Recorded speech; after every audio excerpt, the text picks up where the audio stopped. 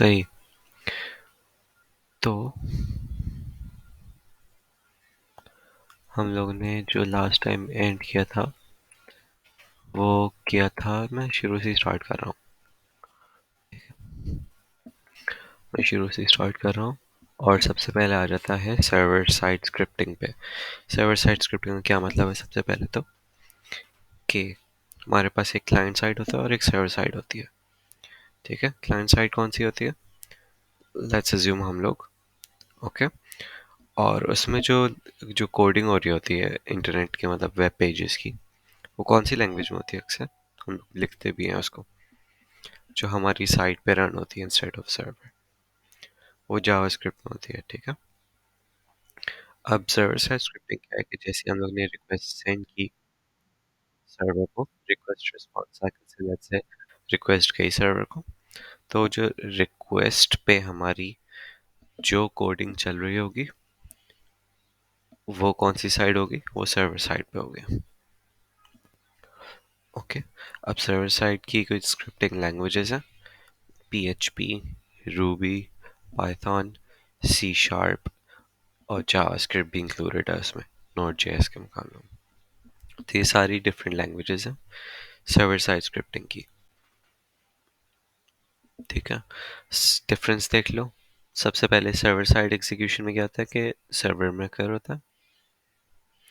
Task क्या होता है कि handles server specific operation such as कि डेटाबेस से फैच करना डाटा, डेटाबेस में स्टोर करना, और user authentication and so on. Right, ये सारी चीज़ें सर्वर साइड पे होती हैं। क्योंकि अगर तुम्हें लेट्स से यूजर ऑथेंटिकेट करना है तो वो तुम क्लाइंट साइड पे परफॉर्म नहीं कर सकते, क्योंकि क्लाइंट साइड के पास डेटाबेस का एक्सेस नहीं होता। राइट, तो ऑथेंटिकेशन वगैरह कहाँ होती है? सर्वर साइड पे होती है। फिर इसमें सिक्योरिटी बेहतर होती है। क्यों? क्योंकि सर्वर साइड का जो कोड है वो तुम्हारे क्लाइंट्स को एक्सपोज नहीं होता। अब क्लाइंट्स को एक्सपोज होने का क्या मतलब है कि लेट्स से हम लोग जावा सिर्फ पे कोड देख सकते हैं, कोई किसी भी HTML पेज का, तो वो जो क्लाइंट साइड का कोड है वो एक्सपोज होता है, वो सिक्योर नहीं होता, वो कोई भी उसको रीड कर सकता है। जबकि सर्वर साइड का कोड जो है वो डायरेक्टली एक्सपोज नहीं होता किसी को भी, या बैकएंड। ठीक है। फिर आ जाती है responsiveness. The server processes request and send the update content. ये वही वाली बात है, लेट्स से कि हम लोग जो UIT पोर्टल खोलते हैं उसमें हमारा हाई और फिर ऊपर नाम आ रहा होता है। राइट, और फिर सामने जो हमारे पास वो बैलेंस वगैरह और GP आ रही होती है। ये ऑब्वियसली तुम्हारे कहाँ से फैच हो रही होगी? या डेटाबेस से फैच हो रही होगी। राइट, और ये हर यूज़र के लिए अलग अलग वो पेज में डाटा होगा। तो उसको क्या मतलब, इसको इसको हम लोग डायनेमिक कंटेंट कहते हैं कि जो हर यूज़र हिसाब से चेंज हो रहा होता है। राइट, तो ये किसकी मदद से होता है? ये बैकएंड की मदद से होता है, client side, sorry, server side execution.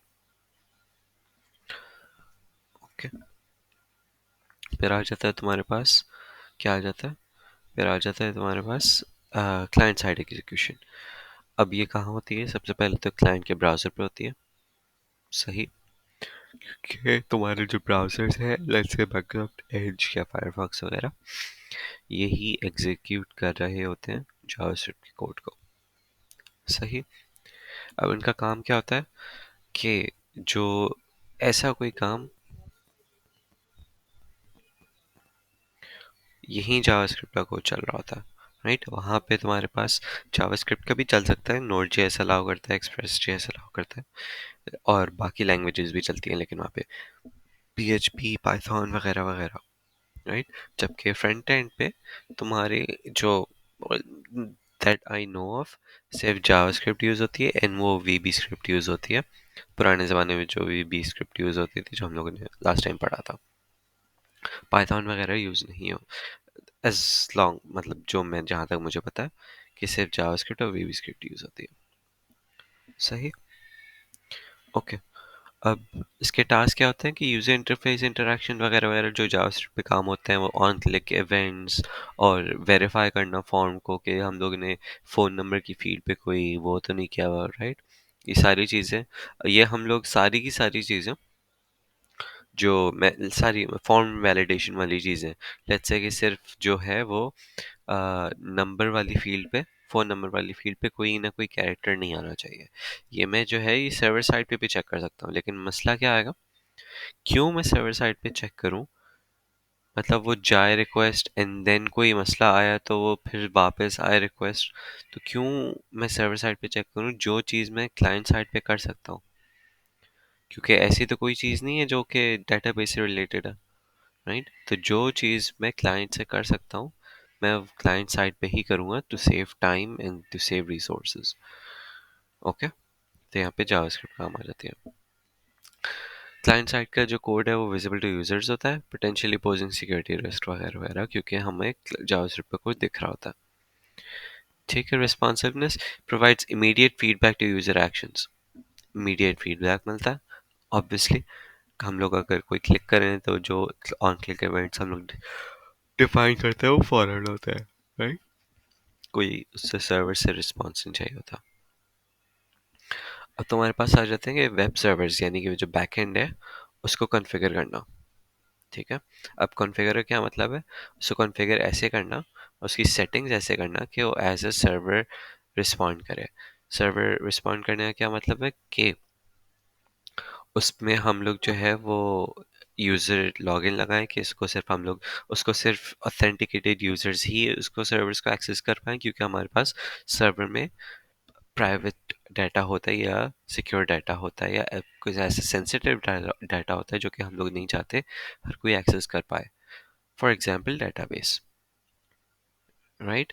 तो हम लोग वेब सर्वर्स की कॉन्फ़िगर करते हैं, यानी सेटिंग्स ऐसे करते हैं कि सबसे पहले तो उसमें हम लोग यूज़र लॉगिन वगैरह लगाएं। दूसरा, उसमें फायरवॉल वगैरह सेट करें। फायरवॉल वगैरह क्या मतलब है कि कोई ऐसी, फायरवॉल पता है ना क्या होती है? हाँ, सिक्योरिटी के लिए यूज़ होती है। मतलब जो भी डाटा आ रहा होता है वो पहले, सबसे पहले फायरवॉल के थ्रू गुजरता है एंड देन वो आगे जाता है। उससे क्या होता है कि फायरवॉल जो है वो एक्सट्रैक्ट कर देता है पोटेंशियल जो हार्मफुल डाटा होता है, जो लेट्स से हैकिंग के लिए यूज़र होता है या डीडॉस के लिए वगैरह यूज़ होता है, वो एक्सट्रैक्ट कर लेता है उसमें से एंड देन उसमें वैलिड सर्वर रिक्वेस्ट आ रही होती है सर्वर के पास। तो ये फायरवॉल इंस्टॉल करना, एंड देन तुम्हारे पास हो जाती है इंक्रिप्शन। इंक्रिप्शन उसमें ऐसे मेथड्स लगाना इंक्रिप्शन के, जैसे कि एसएसएल और सिक्योरिटी सर्विसेज, जो कि इंक्रिप्शन उसमें जो है वो इंस्टॉल कर देंगे कि सारा डाटा इन एंड आउट जो है वो इंक्रिप्टेड जाए। जिस जब इंक्रिप्टेड जाएगा डाटा, तो अगर इंटरसेप्ट भी हो गया डाटा, इंटरसेप्ट का मतलब ये है कि किसी ने, जैसे तुम्हारे पास डाला था और वो मेरे पास आ भी गया, मैंने इंटरसेप्ट कर दिया उसको, तो मैं उसको रीड नहीं कर पाऊँ क्योंकि इंक्रिप्टेड होगा। ठीक है, तो ये सारी चीज़ें कॉन्फ़िगरिंग वेब सर्वर्स में आ जाती हैं। तो दो टाइप के हमारे पास वेब सर्वर्स हैं, एक है सबसे पहले अपाचे एंड देन दूसरा है इंजन एक्स। ओके, यहाँ पे बताया हुआ है कि उसको इंस्टॉल कैसे करते हैं। दो तीन स्टेप्स हैं बेसिकली, देख लो। ठीक है, सबसे पहले पैकेज मैनेजर डाउनलोड करना है।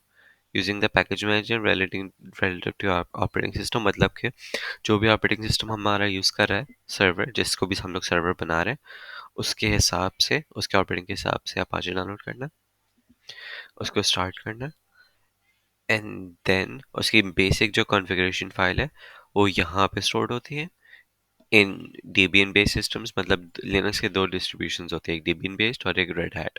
मतलब दो तो नहीं होती, बहुत सारी होती हैं, लेकिन दो यहाँ पे कॉमन मेंशन्ड है।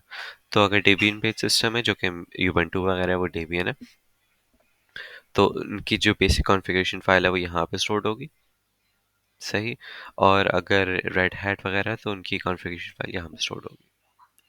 ठीक है, कॉन्फ़िगर, अब उसमें से जाके जो फाइल है, इस फाइल का नाम ये है, उस फाइल में से जाके क्या करना है, सेटिंग्स कॉन्फ़िगर करनी है, जैसे कि server name, document root and error pages वगैरह वगैरह, सही है। अब सर्वर नेम और डॉक्यूमेंट रूट और एरर पेज क्या है, I am not exactly sure, लेकिन ये कॉन्फ़िगर करना है। ठीक है, और फिर उस बाद आ जाता है तुम्हारे पास वर्चुअल होस्ट। वर्चुअल होस्ट का क्या मतलब है कि अगर तुम्हें एक ही वेब सर्वर पे, ऐसा भी तो होता है ना कि एक ही वेब सर्वर पे तुम्हारे पास मल्टीपल वेबसाइट होस्ट हो रही हैं, मल्टीपल वेबसाइट होस्ट होने का क्या मतलब है कि एक ही वेबसाइट को पे ही मल्टीपल वेबसाइट स्टोर्ड है। तो लेट्स से अगर तुम्हारे पास दो वेबसाइट्स हैं, a.com और b.com, तो a.com की भी सारी रिक्वेस्ट जो है सेम सर्वर पे जा रही है, एंड b.com की भी सारी सर्वर रिक्वेस्ट जो है वो सेम सर्वर पे जा रही है। तो अगर तुम्हें कुछ ऐसा करना है कि मल्टीपल वेबसाइट्स एक सिंगल सर्वर पे चले, तुम्हें वर्चुअल होस्ट सेटअप करने होंगे। सही। वर्चुअल होस्ट कैसे सेटअप करते हैं? वर्चुअल होस्ट कॉन्फ़िगरेशन फाइल्स जो है वो यहाँ की जो पाथ है वो यहाँ पे पूरा मेंशन्ड है, ये डेबियन बेस सिस्टम्स में, यहाँ से लेके ईटीसी से लेके यहाँ तक, एंड यहाँ पे रेड हैट वगैरह सिस्टम्स। सही। ये था तुम्हारे पास अपाचे में। एंड देन तुम्हारे पास आ जाता है इंजन एक्स। इंजन एक्स का भी सबसे पहला स्टेप क्या है? वही चीज़ कि उसको उसका पैकेज मैनेजर डाउनलोड करो, एंड देन उसको स्टार्ट कर दो, verify the installation, and then उसकी बेसिक कॉन्फ़िगरेशन फाइल जो है वो कहाँ होती है? वो यहीं होती है। ओके। और उसके बेसिक कॉन्फ़िगरेशन फाइल जब मिल गई तो उसके अंदर से सेटिंग्स जाके कॉन्फ़िगर करो, such as worker processes, user and server blocks. ठीक है। यूज़र तो वही चीज़ है कि हम यूज़र कौन कौन है। ओके, जैसे कि यूज़र लॉगिन एंड पासवर्ड वगैरह। वर्कर प्रोसेसेस अभी चेक करते हैं। एंड सर्वर ब्लॉक्स, जैसे कि तुम्हारे पास अपाचे में तुम्हारे पास वर्चुअल होस्ट होता था। सही। वर्चुअल होस्ट किसके लिए यूज होता था? To host multiple websites on a single server. यहाँ पे सर्वर ब्लॉक्स यूज होता है। ठीक है, दोनों का सेम काम है, to host multiple websites on a single user. यहाँ पे लिखा हुआ है कि similar to Apache's virtual host to host multiple websites on a one server. Server block configuration are stored in, यहाँ पे stored होती है server block की configurations। ओके।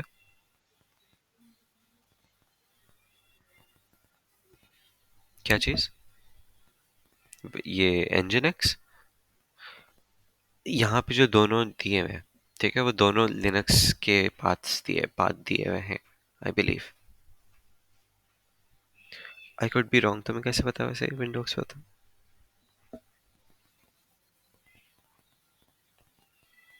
हाँ वैसे, लेकिन मोस्ट लाइकली ये लिनक्स की ही डायरेक्टरी है, क्योंकि स्लैश ईटीसी वगैरह ये लिनक्स में ही होता है।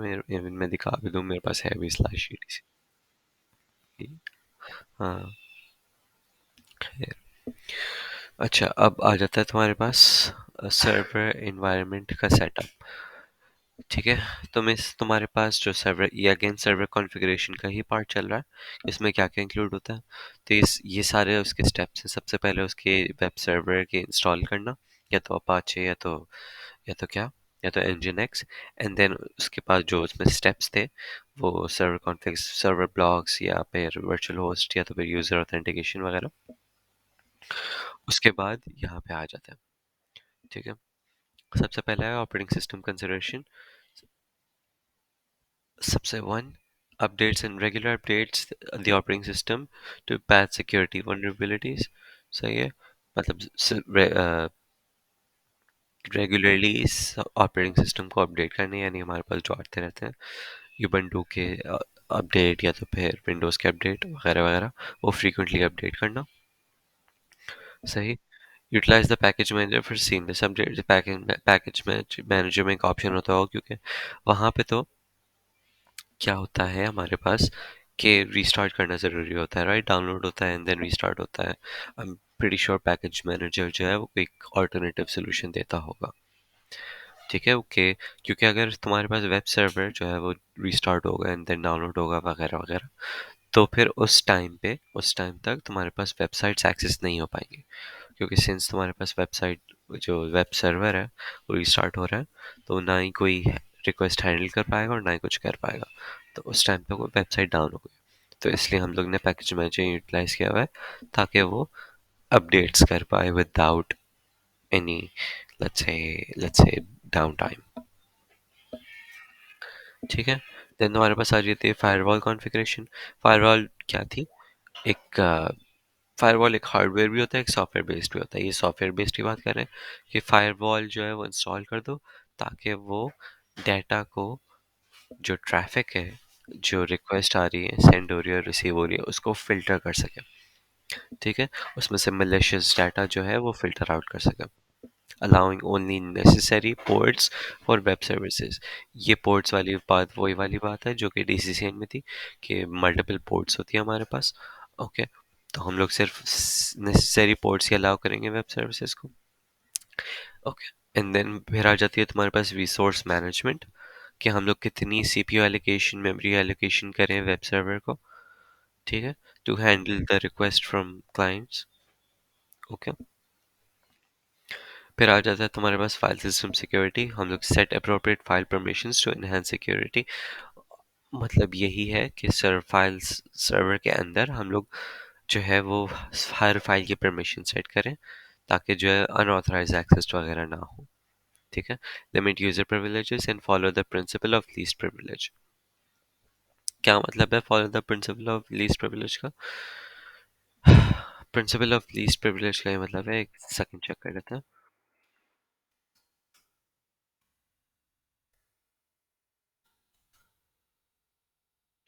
An information security concept which means that a user identity should only access the specific data required needed to complete the required task. मतलब कि limit follow the least follow the principle of least privilege.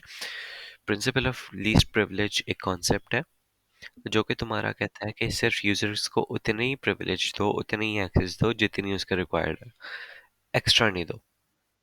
सही. अगर एक file है, user को सिर्फ read access चाहिए तो सिर्फ रीड एक्सेस दो, उसको राइट एक्सेस देने की जरूरत नहीं है.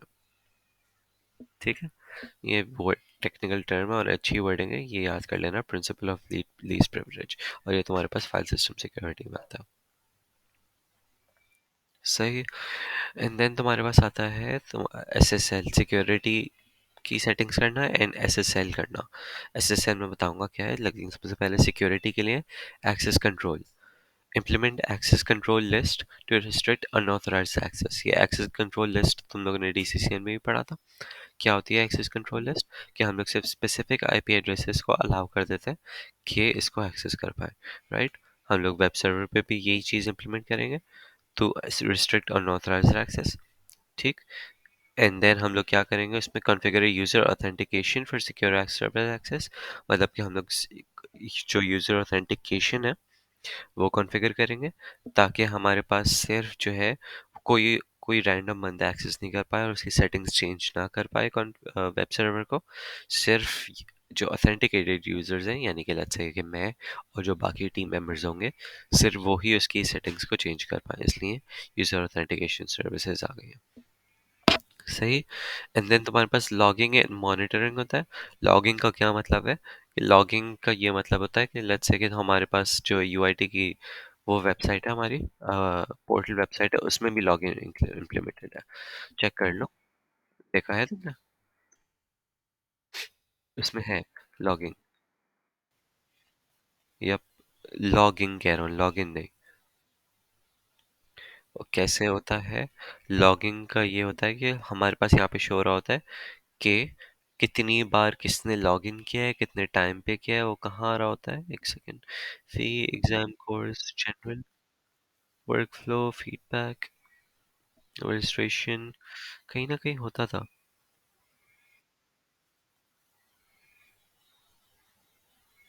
Time table, to do list.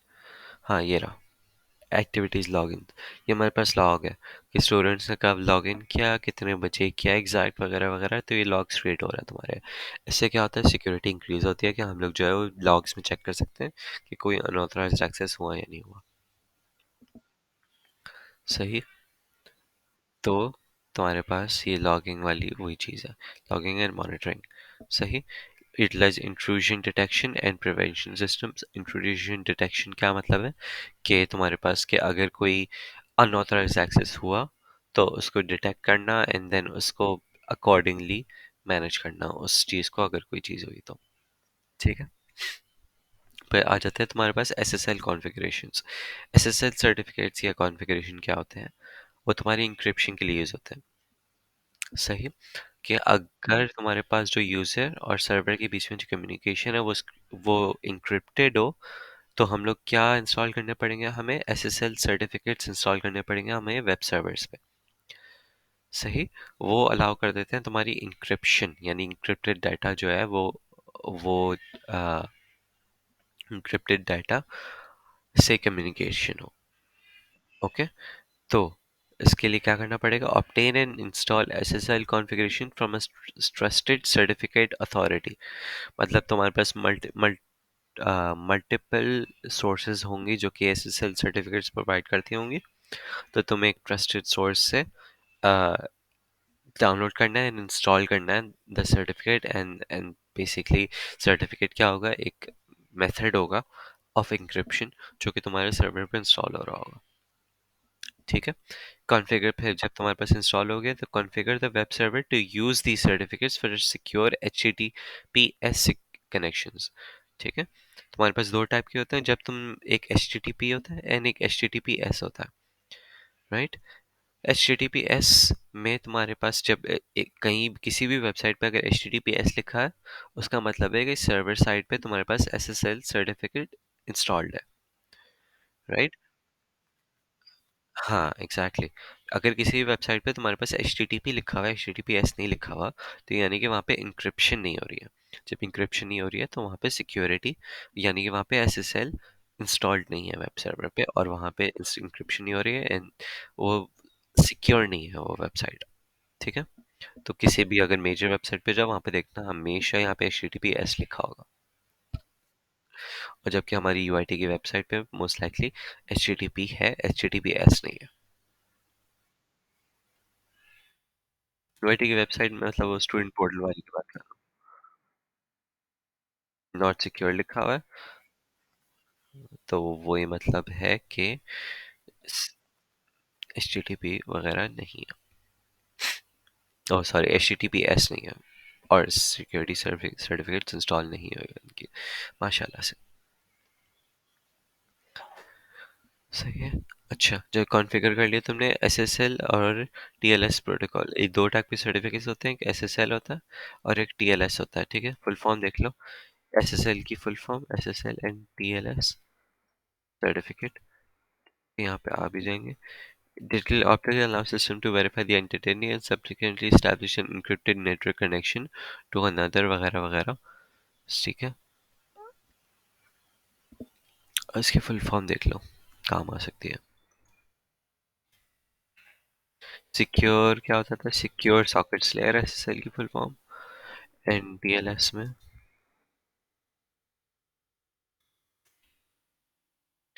Transport layer security. सही। तो ये फुल फॉर्म्स है, एंड देन ये दो तुम्हारे पास सर्टिफिकेट्स हैं जो कि यूज होते हैं इंस्टॉलेशन और इंक्रिप्शन वगैरह के लिए। ठीक है। एंड देन तुम्हें रेगुलरली अपडेट भी करना पड़ता है सर्टिफिकेट्स को, ताकि, क्योंकि वो उसमें सिक्योरिटी अपडेट्स आती हैं, इंक्रिप्शन के मेथड्स की अपडेट्स आती होंगी एंड सो ऑन, उसको रेगुलरली अपडेट भी करना पड़ता है। ओके।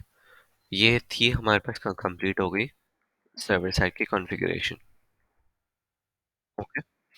अब दो टाइप के तुम्हारे पास पेजेस आ जाते हैं। एक होता है पहले तो Java server pages, short form JSP। सही। इसमें क्या होता है कि हमारे पास कि जावा कोड जो है, जावा स्क्रिप्ट नहीं, जावा का कोड जो है वो डायरेक्टली एम्बेड हो जाता है किसमें? HTML पेजेस में, जिससे जिसकी मदद से क्या होता है कि वो आ, जो हमारे पास जो बैकएंड का कोड है वो हम लोग कहाँ सिग्निफाई करते थे? उसी HTML की फाइल्स के अंदर ही। ठीक है। ओके। अच्छा, अब ये जावा सर्वर पेजेस, वो इसका सिंटैक्स क्या होता है कि कोई किसी भी टैग में अगर ये लिखा हुआ है, ये वाले टैग हैं, तो क्या मतलब है इसका? कि सर्वर साइड पे एग्जीक्यूट होगा।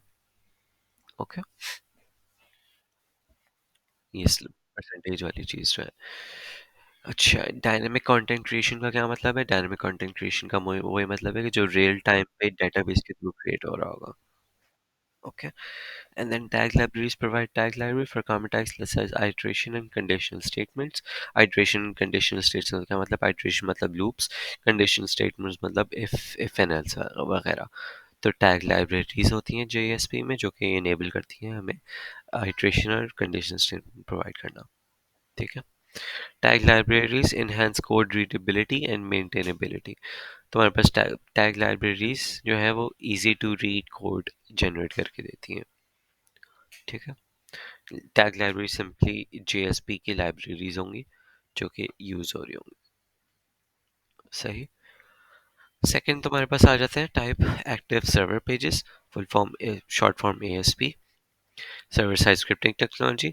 इसमें भी क्या होता है कि इसमें भी तुम्हारे पास क्या होता है कि HTML में ही जो है वो कोड एम्बेडेड होता है। सही। और कोड एम्बेडेड होता है और लैंग्वेजेस कौन सी होती है इसके, VB स्क्रिप्ट और जावा स्क्रिप्ट। ओके। तो जो भी हम लोगों ने कोड इस टैग्स के अंदर कर दिया होगा जावास्क्रिप्ट का कोड, तो उसका मतलब होगा कि ये सर्वर साइड पे एक्चुअली एग्जीक्यूट होगा, ये क्लाइंट साइड पे नहीं होगा। क्या चीज? पिछले जावा सर्वर। सही। बात एक ही हो गई, बस जो है वो दो मेथड्स हैं लेट्स से। ठीक है। दो पेजेस की टाइप्स हैं, एक जो है वो जावा यूज़ कर रही होती है, दूसरी जावास्क्रिप्ट और वीबी स्क्रिप्ट यूज़ कर रही होती है। एक माइक्रोसॉफ्ट ने बनाई है और जो कि ASP.NET वगैरह में यूज़ हो रहा होता है। एंड देन ये JSP मुझे नहीं पता ये कहाँ यूज़ हो रही होती है एग्जैक्टली लेकिन इसमें जो है वो जो कोड है वो जावा में रिटर्न होता है, राइट। एंड इसमें जावास्क्रिप्ट में। ठीक है।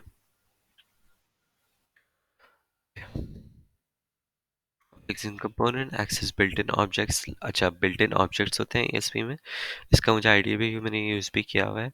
रिक्वेस्ट रिस्पॉन्स सेशन वगैरह। ठीक है। अब रिक्वेस्ट ये बिल्ट इन ऑब्जेक्ट्स होते हैं, रिक्वेस्ट रिस्पॉन्स सेशन।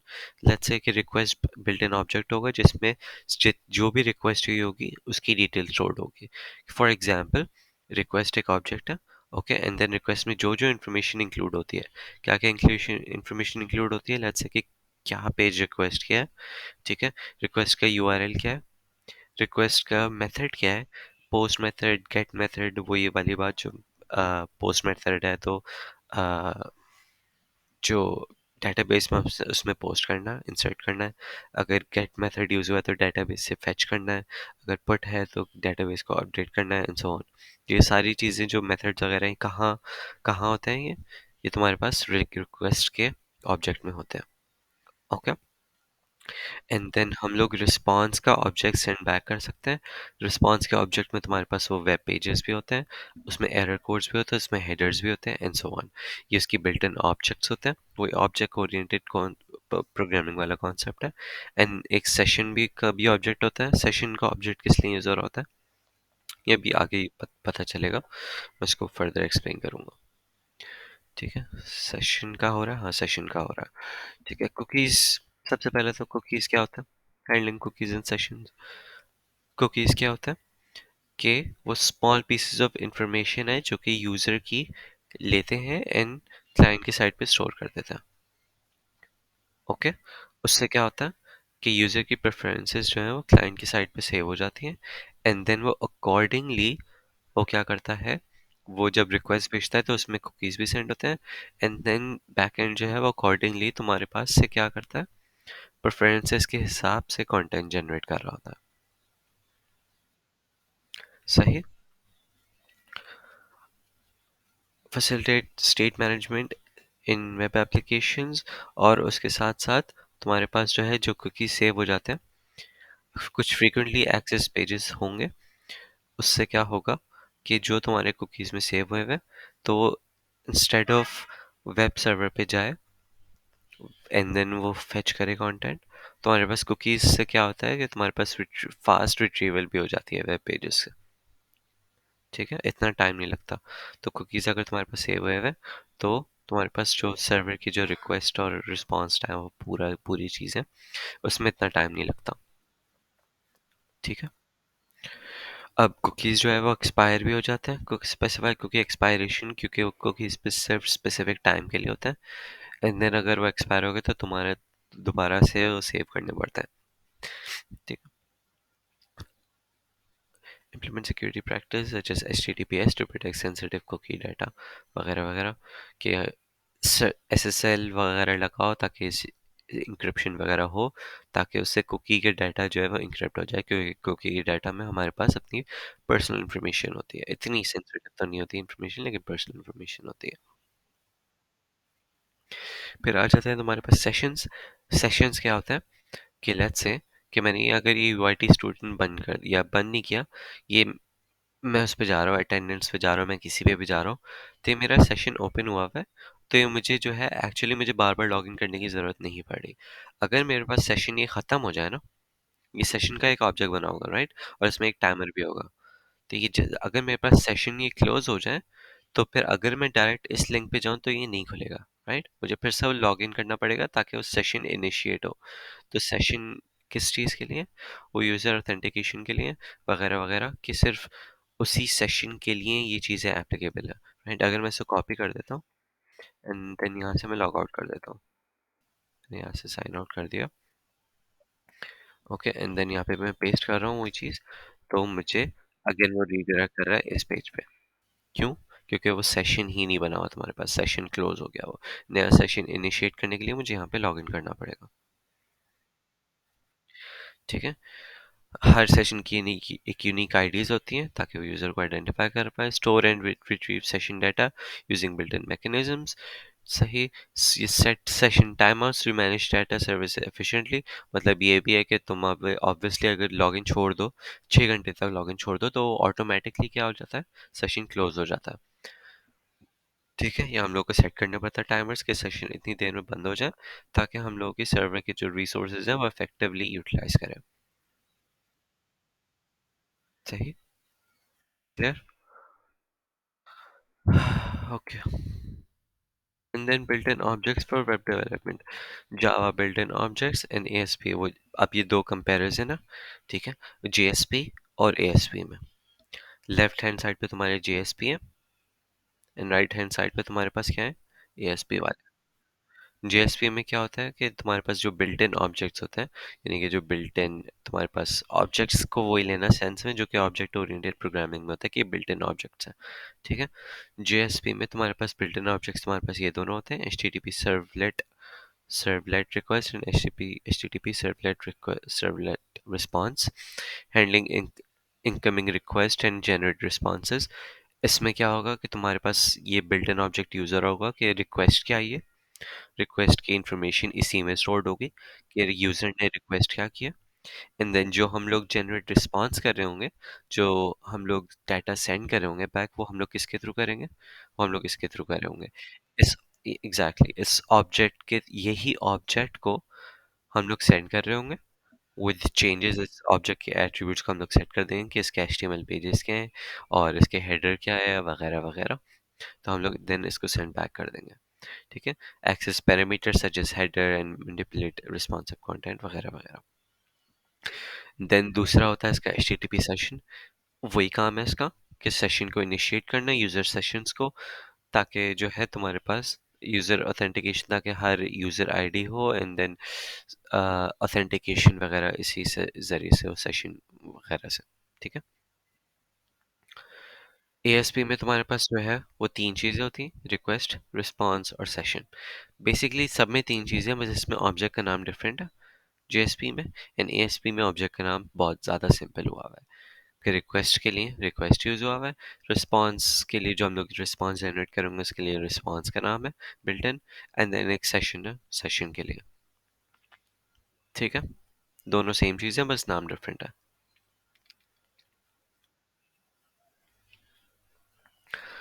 अच्छा, अब web database access and ODBC, JDBC, I have no idea इसका फुल फॉर्म क्या है, इनकी फुल फॉर्म क्या है। हाँ, ये नहीं आ रहा पक्का, स्किप।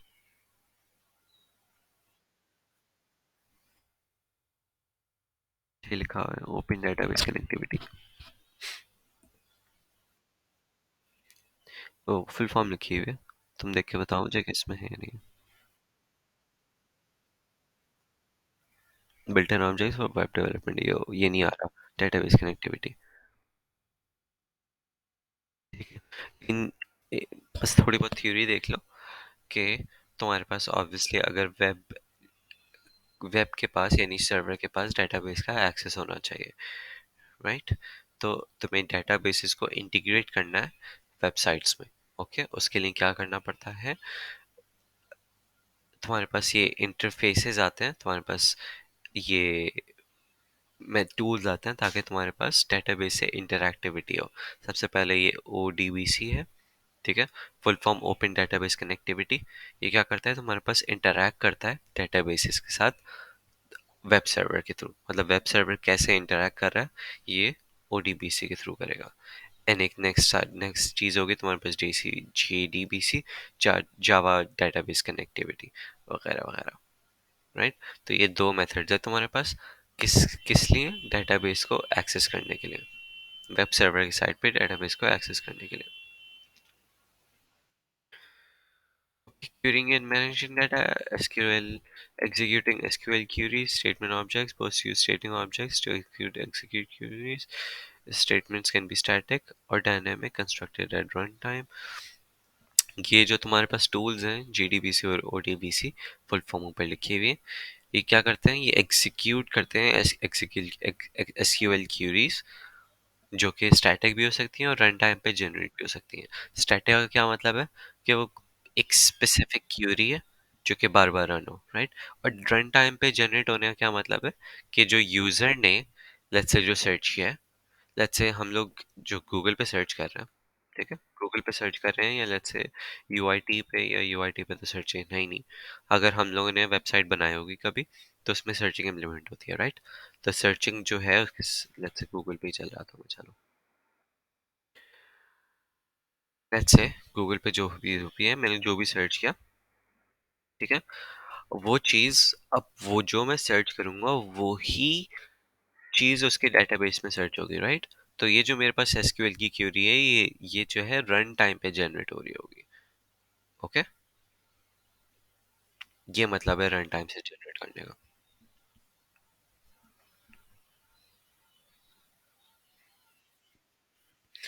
ट्रांजैक्शन कंट्रोल, ये एसिड ड्यूरेबिलिटी और ये डेटाबेस DBMS वाली चीज़ें, कि ट्रांजैक्शंस जो है वो atomicity, consistency, isolation and durability, ये एक दफ़ा देख लेना, ये आई एम श्योर ये सबको पता भी होगा कि एटॉमिसिटी क्या होती है। एक्चुअली भूल गया इन टर्म्स का मतलब क्या होता है। कि ड्यूरेबिलिटी का तो मुझे पता था कि ये मतलब था कि डिजास्टर रिकवरी वाली चीज़ थी, कि डेटाबेस अगर डिस्ट्रॉय भी हो जाए, कोई अगर ऐसी चीज़ डिजास्टर आ जाए, तो वो रिकवरेबल होना चाहिए, कहीं ना कहीं बैकअप स्टोर्ड होना चाहिए, उसको आइसोलेट होना चाहिए, उसको कंसिस्टेंट होना चाहिए डेटाबेस को। ये नहीं हो कि डेटाबेस में इनकंसिस्टेंसी हो। ओके, ऐसा नहीं हो कि तुम्हारे पास जो है वो टोटल सैलरी जो है वो तुम्हारे पास 1500 शो हो रहा है, एंड लेकिन जब हम लोग जो है वो इंडिविजुअली काउंट कर रहे हो तो वो एक्चुअली अलग आ रहा हो। तो कंसिस्टेंट होना चाहिए डाटा, एक दूसरे को वो नहीं करना चाहिए, एक दूसरे को क्या कहते हैं, एक वर्ड होता है, खैर, एक दूसरे को तुम्हारे पास वो नहीं करना चाहिए, कॉन्फ्लिक्ट नहीं होना चाहिए एक दूसरे को उसमें। एक डाटा कुछ और कह रहा है, सेम डाटा कुछ और कह रहा है, राइट। ये चार डेटाबेस की वो होती है। मैं इसको ज़्यादा डेप्थ में नहीं जा रहा क्योंकि अगेन ये इंक्लूडेड नहीं है। सही, ये था तुम्हारे पास वीक 9। ओके, वीक 9 कंप्लीट हो गया। दुल मोइज नोमान। फिर अब आ जाता है तुम्हारे पास क्या, चैप्टर 10, जो कि प्रोबेबली डेटाबेस के इंटरेक्शन के बारे में है। कितना बड़ा चैप्टर है ये, नाइस। और इसमें क्या क्या इंक्लूडेड है, मुझे बताते जाना। इसमें से सब है, चलो। ओके, डेटाबेस क्यूरीज और data exchange and interoperability. Okay, हो सकता है इसके कुछ पार्ट में जो है वो सेकंड सेशन में करूँ, 3 बजे वाले। ओके, तो मुझे ये देखना पड़ेगा, ये मैंने नहीं पढ़ी, स्लाइड भी नहीं पढ़ी। XML, सही, ओके, ठीक है।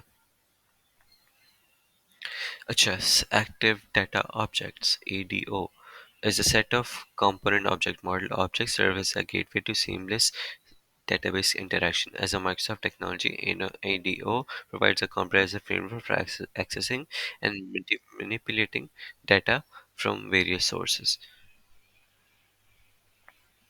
Into .NET is one of Microsoft's data access technology using which we can communicate with different data sources, which is used to establish a connection between .NET application and different data sources. Okay, तुम्हारे पास जो है nothing but a component that helps us fetch data from different sources to our as well as our and as well as used to send data to our application to different data sources such as SQL Server. अच्छा okay, ठीक है। तुम्हारे पास जो ADO है वो क्या है? Active data objects हैं, सही है। अब ये क्या करते हैं कि हमारे पास जो फ्रेमवर्क्स हैं, let's say dot net frameworks, ये डॉट नेट के लिए यूज़ हो रहा होता है। जो फ्रेमवर्क्स हैं डॉट नेट एप्लीकेशन में, उसमें हम लोग जो डेटाबेस से इंटरैक्ट कर रहे होते हैं वो इंस्टेड ऑफ हम लोग डायरेक्टली सीक्वल कमांड्स और डायरेक्टली उसके उसके सीक्वल के एट्रीब्यूट्स एंड फील्ड्स वगैरह करने के एक्सेस करने के, हम लोग EDO यूज़ कर रहे होते हैं, एक्टिव डाटा ऑब्जेक्ट्स, जो कि क्या होता है, सिंपली एक तरीके से मिडिल वे प्रोवाइड कर रहे होते हैं कि तुम एक्टिव डाटा ऑब्जेक्ट्स को मॉडिफाई करो, जो कि उसके सिंटैक्स वगैरह क्या होगा, बिल्कुल सीक्वल SQL और बाकी सारे उससे डेटाबेस लैंग्वेज से, जैसे कि जो एक सीक्वल होता है, माई सीक्वल होता है और क्या क्या होता है, पोस्ट सीक्वल में Mongo dB and so on, ये जितने भी हैं उनके स्पेसिफिक जो सिंटैक्सेस हैं, इंस्टेड ऑफ हमें वो लिखने के, हम लोग जो है ये एक्टिव डाटा ऑब्जेक्ट्स में काम कर रहे होते हैं, और यही हमारे पास जो है वो कन्वर्ट हो रहे होते हैं, बैक एंड पे कन्वर्ट हो रहे होते हैं टू अकॉर्डिंग डेटाबेस की स्क्रिप्ट लैंग्वेजेस पे, जैसे कि सीक्वल वगैरह। कौन जिसने ज्वाइन किया है जो रिपीट हो रहा है? ओके, सही। तो इसमें तुम्हारे पास क्या एडीओ क्या करता है कि सिंपली एक गेटवे है जिससे तुम्हारे पास जो फ्रेमवर्क है डॉट नेट एप्लीकेशन, वो डेटाबेस से इंटरेक्ट करता है, यानी कि fetch data from multiple sources का क्या मतलब है कि मल्टीपल डेटाबेसेस से, जैसे कि तुम्हारे पास क्या हो सकता है कि MySQL, SQL server, Oracle, XML वगैरह वगैरह, इनसे data fetching and data posting तुम्हारे पास ये एज अ गेटवे एक्ट करता है कि तुम्हारे पास जो है, ताकि तुम्हारे फ्रेमवर्क जो है वो डेटाबेस को इसके थ्रू एक्सेस कर, ठीक है। चीज़ क्लियर हुई है?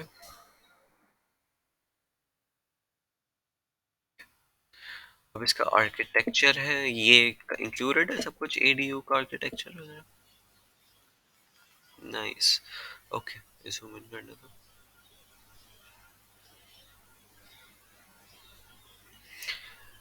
ओके, अब इसके जो आर्किटेक्चर है ADU डॉट नेट का, वो 6 कंपोनेंट से बना हुआ है। एक सबसे पहला है कनेक्शन।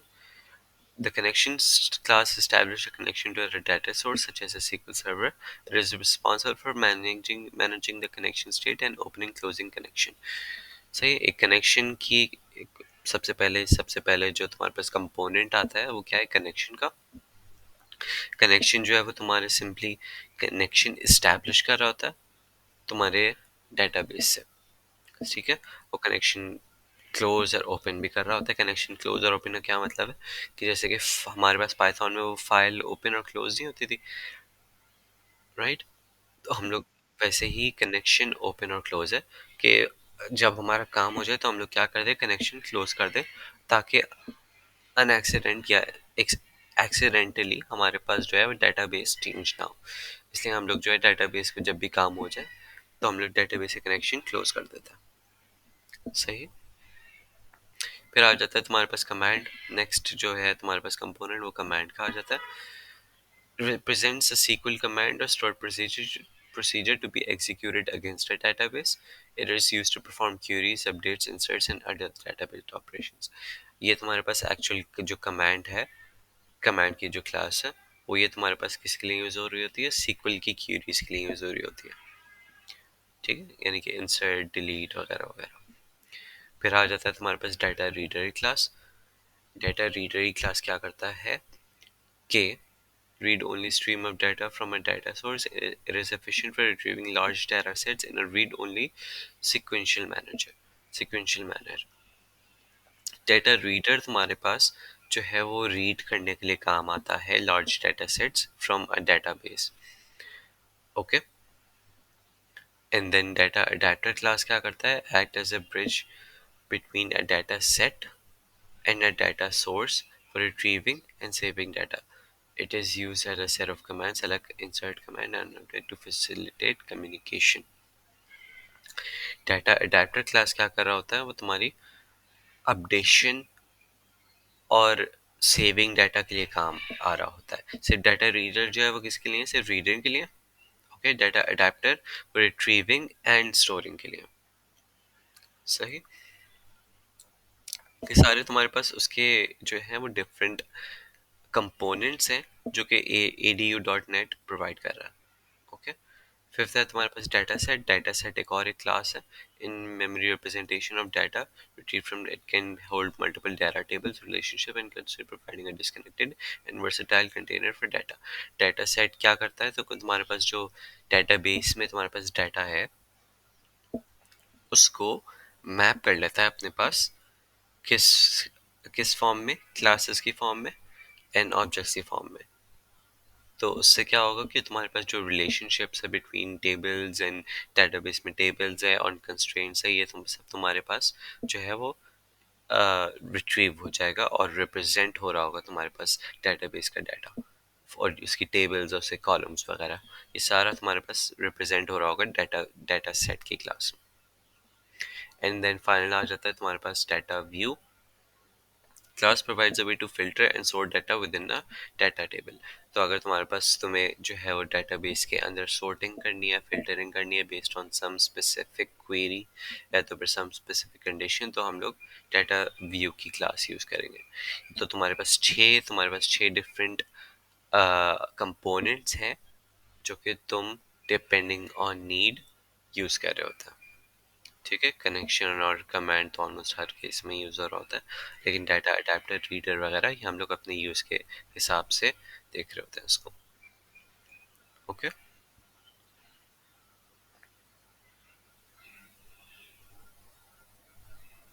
ओके. ये डायग्राम किस चीज़ की है?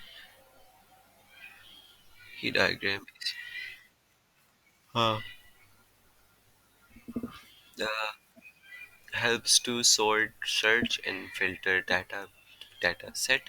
Data reader क्या कर रहा है? Connected record set which helps to read records only in the forward mode मतलब सिर्फ read करना. एंड देन कमांड जो है वो क्या कर रहा है? Helps to execute SQL queries. Connection जो है वो फॉर्म कर रहा होता है कनेक्शन डेटाबेस से. डेटाबेस आ जाता है उसके बाद और फिर उसके बाद डाटा व्यू है, डाटा सेट है, डाटा अडेप्टर है. ये सब तुम्हारे पास डाटा रीडर भी. डाटा रीडर की जो क्लास है वो भी कमांड वाली ही कमांड यूजर होगा उसमें, ताकि जो भी हम लोग रीड कर रहे हैं कोई ना कोई तो SQL क्वेरी होगी, राइट. तो जो कमांड क्लास है तुम्हारी वो SQL क्यूरीज को जनरेट कर रहा होगा बेस्ड ऑन यूजर इनपुट, मतलब जो भी हम लोग ने यहाँ पे कंडीशन सेट की होगी. ओके. सिमिलरली जो डाटा व्यू, डाटा सेट और डाटा अडेप्टर जो हम लोगों ने तीनों चीज़ें पढ़ी हैं ऊपर, उसके हिसाब से यहाँ पे कमांड क्या कर रहा होगा? वो SQL क्यूरीज को एग्जीक्यूट कर रहा होगा अकॉर्डिंग SQL क्यूरीज को. एंड देन उसके नीचे आ जाता है कनेक्शन, कि तुम्हारे पास जो डेटाबेस का कनेक्शन है वो क्रिएट कर रहा होता है कनेक्शन वाली क्लास. तो ये सिंपली फ्लो बताया हुआ है कि चाहे तुम्हारे ये चारों हो. इससे पिछले वाली स्लाइड में जाता है. ये जो चारों हैं ये तुम्हारे पास क्या यूज़ कर रहे होते हैं? चारों के चारों यूज़ कर रहे होते हैं कमांड एंड देन कनेक्शन.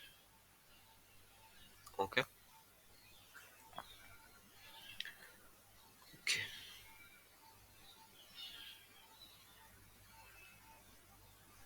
ये भी है इंक्लूडेड. नाइस यार. Okay.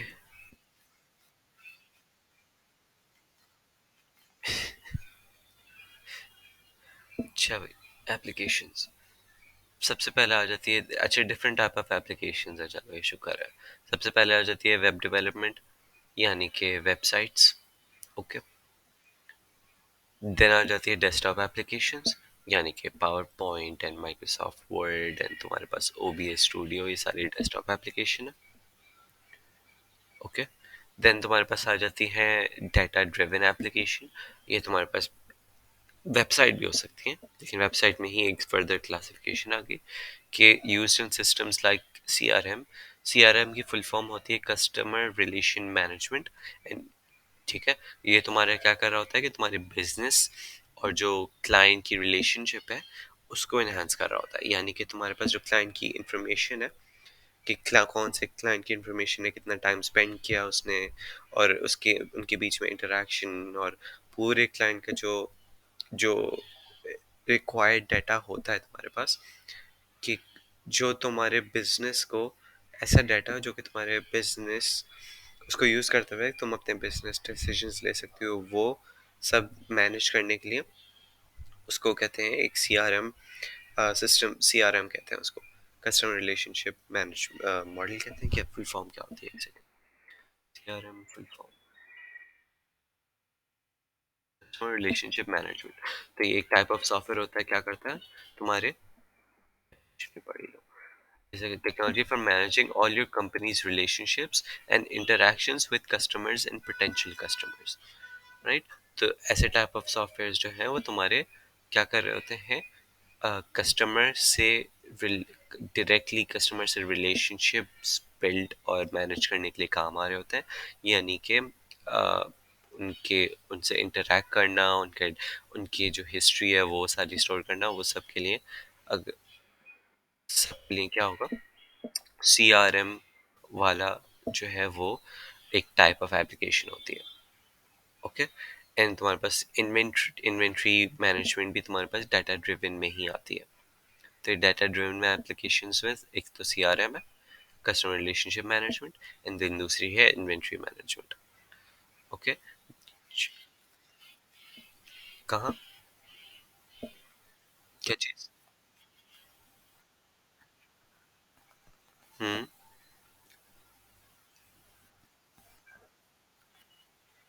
Data driven applications, data driven applications क्या होंगी, जो कि तुम्हारे डाटा को देखते हुए, यानी कि जो डाटा माइनिंग के कॉन्सेप्ट्स हैं, या तो फिर डाटा को सिर्फ डाटा की बेसिस पे एप्लीकेशंस क्रिएट कर रही होती है। For example inventory management system.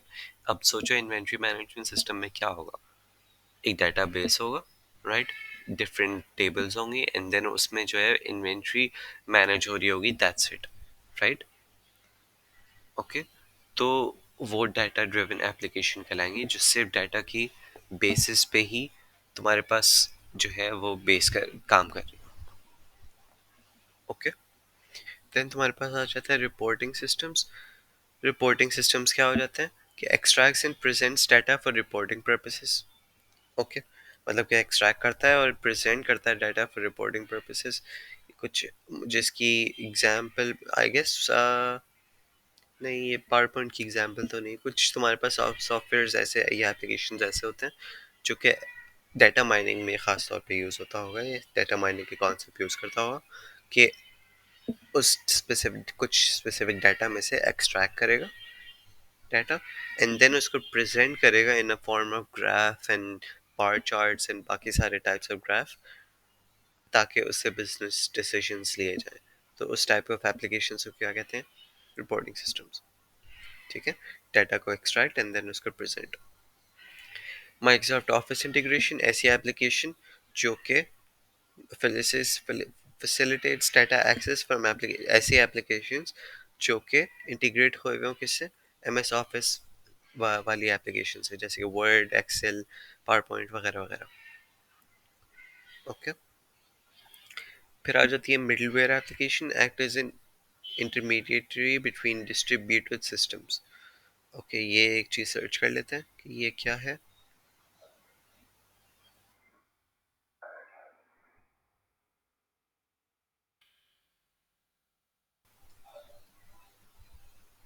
The Liberian operating system and the applications running on it. Essentially a hidden transition layer middleware enables communication and data management for distributed applications. A software that lies between an operating systems and the applications running on it. Okay, तुम्हारे पास जो operating system और जो applications उस पे चल रही होती है उनके बीच में कम्युनिकेशन पॉसिबल रखने के लिए, क्या उनके बीच में इंटरेक्शन हैंडल करने के लिए मिडलवेयर एप्लीकेशंस होती हैं। इसकी बेहतर एग्जांपल मैं देख के लाऊंगा, मुझे देखना पड़ेगा, वो डिस्ट्रीब्यूटेड सिस्टम्स वाली एग्जांपल देखनी पड़ेगी। तो मैं ये चीज़, मुझे ये याद दिलाना कि मैं दोबारा एक्सप्लेन करूंगा बाद में। ओके, लेगेसी सिस्टम्स क्या होते हैं? लेगेसी सिस्टम्स वो होते हैं still used in systems predating new data, and legacy systems होते हैं जो कि पुराने systems हो गए, ओके, जो आउटडेटेड हो गए, उनको हम लोग legacy systems कहते हैं। ओके, एंड देन आ जाती है तुम्हारे पास prototyping and rapid development suitable for a quick development of data centric applications. Prototyping तो पता ही है क्या होती है, राइट? कि earlier version of application and rapid development वगैरह वगैरह। तो ये टाइप ऑफ एप्लीकेशंस तुम्हारे पास कितनी हो गई? 8 हो गई। सही। अब हर उसके प्रोज एंड कॉन्स होंगे, please don't tell me. Pros and cons, अच्छा इसके हैं प्रोज एंड कॉन्स जो हैं ये उसके हैं एडीओ के हैं, प्रीटी श्योर। फिर पीरियड, हाँ। अब ये एडीओ के हैं, ये ऊपर नीचे हुई हुई स्लाइड, इसको ऊपर होना चाहिए था। तो प्रोज एंड कॉन्स क्या है एडीओ के? कि सबसे पहले तो वर्सेटिलिटी है, works with various data sources. Okay, कि तुम्हारे पास जो एडीओ है वो वेरियस डाटा सोर्सेज, क्या मतलब है कि SQL, Oracle and MongoDB. MongoDB तो मैं अपनी तरफ से बोल रहा हूँ क्योंकि मुझे डेटाबेसेस के याद नहीं है कितने कितने होते हैं, पोस्ट सीक्वल और बाकी सारे, ये डिफरेंट डाटा सोर्सेज है। ओके, और ये सब इंटरैक्ट करेगा किससे? एडीओ से। ओके, तो तुम्हें जो है वो स्पेसिफिक डेटाबेसेस के बारे में जानने की ज़रूरत नहीं है, तुम्हारे पास एक सिंपल एडीओ होगा, वो तुम्हें प्रोग्रामिंग इंटरफेस प्रोवाइड कर रहा होगा, एक कॉमन प्रोवाइडिंग इंटरफेस जो कि सब से इंटरैक्ट करेगा, इंटर, ठीक है। Ease of use, simple programming model है वो ADO. Microsoft integration works with Microsoft technologies, मतलब माइक्रोसॉफ्ट की जो टेक्नोलॉजीज हैं, लेट्स से कि माइक्रोसॉफ्ट सीक्वल वगैरह, वो जो है वो उससे बेहतर काम करता है। और disconnected data access supports local data manipulation, मतलब कि अगर तुम्हारे पास सपोर्ट्स, इसका क्या मतलब हो सकता है? इसका ये मतलब हो सकता है कि तुम्हारे पास जो है वो लोकल मशीन पे तुम्हारे पास जो डाटा है उसको उसको आई गेस, एक्चुअली मुझे लास्ट पॉइंट समझ में नहीं आ रहा कि डिस्कनेक्टेड डाटा एक्सेस से क्या मतलब है। ये भी मैं देख के बताऊंगा, ये वाला पॉइंट मुझे समझ में नहीं आ रहा। ठीक है, अच्छा, इसके अब कॉन्स क्या आ गए कि सीओएम डिपेंडेंसीज हैं, रिलाइज ऑन सीओएम आर्किटेक्चर। अब सीओएम क्या था? सीओएम सबसे ऊपर वाली चीज थी, एक is a component object model. Okay, तो सीएम डिपेंडेंसी है कि अगर तुम्हारे पास सीओएम नहीं होगा तो तुम्हारे पास एडीओ भी नहीं चलेगा। सही। Security concerns may be vulnerable to SQL injection. SQL injection क्या होता है? सीक्वल इंजेक्शन एक सिक्योरिटी वनरेबिलिटी होती है जो कि मैं भूल गया, मैंने पढ़ी थी। A common attack vector that uses malicious SQL code for backend database manipulation to access information that was not intended to be displayed। यानी कि तुम्हारे पास SQL इंजेक्शन क्या है? SQL इंजेक्शन, कहाँ गई स्लाइड?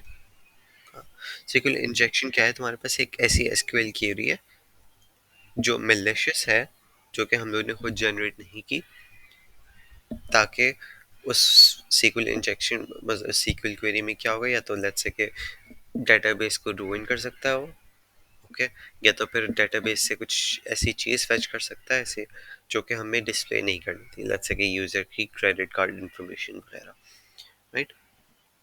तो तुम्हारे पास जो एडीओ है वो वनरेबल है सीक्वल इंजेक्शन से।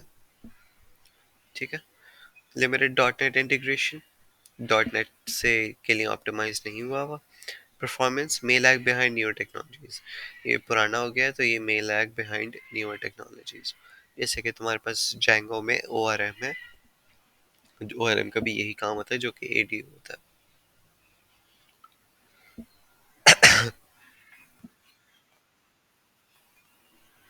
पता नहीं क्यों, पता नहीं एएसपी वगैरह भी क्यों पढ़ा है। ये एसक्यूएल कमांड्स है, ये मैं 3 बजे वाली सेशन में लूंगा, क्योंकि बेसिक है, ये सबको आती होंगे आई एम श्योर। लेकिन तुमने सिंस वो डेटाबेस वगैरह नहीं पढ़ी थी, तो मैं ये थोड़ा इन डेप्थ में मैं कवर करूंगा कि जो कोड्स हैं इनको तुम आइडेंटिफाई कर पाओ, इवन खुद से लिख भी पाओ, क्योंकि सीक्वल बहुत बहुत सिंपल होती है, सीक्वल कमांड्स बहुत ज़्यादा सिंपल होता है सीक्वल कमांड्स। ठीक है, तो ये मैं 3 बजे वाले सेशन में कवर करवाऊंगा।